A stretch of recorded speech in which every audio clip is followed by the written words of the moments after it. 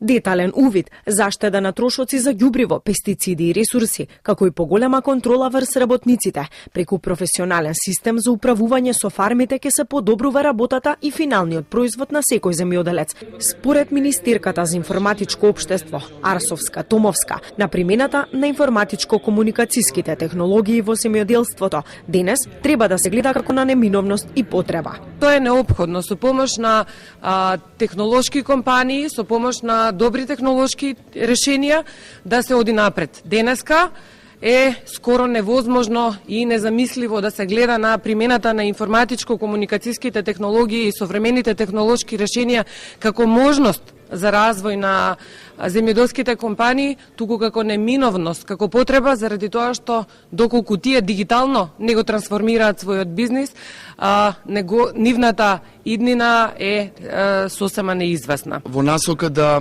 можат преку оваков тип на технологии да се соочат со модерните предизвици, тоа е во земјоделието е ограничените ресурси, недостатокот на храна, од друга страна во секторот за информатички и комуникацијски технологии се отвара еден нов сектор, еден нов пазар кој што дополнително помага за остварување на поголем раст на секторот, а и воедно и поголем раст на целата економија. Современи технолошки решенија засега се применуваат во Србија. Наводнувањето на земјоделските површини се врши со соларни системи. Заклучивме дека таа гранка паралелно со гранката на информатичките и комуникацијските технологии некако не се познаваа. Одлучивме дека треба да го дадеме нашиот глас за земјоделците во Македонија да разберат како можат да дојдат до прецизно фармерство, до поголема продуктивност и поголема ефикасност.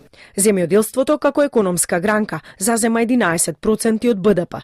Затоа е неопходно со помош на ИКТ решенија како и дигитализацијата на агросекторот имаат за цел да им помогнат на земјоделците да ги намалат трошоците и да ги зголемат приносите, зашто е неопходна поголема информираност и насочување како да ги користат овие технологии во производството.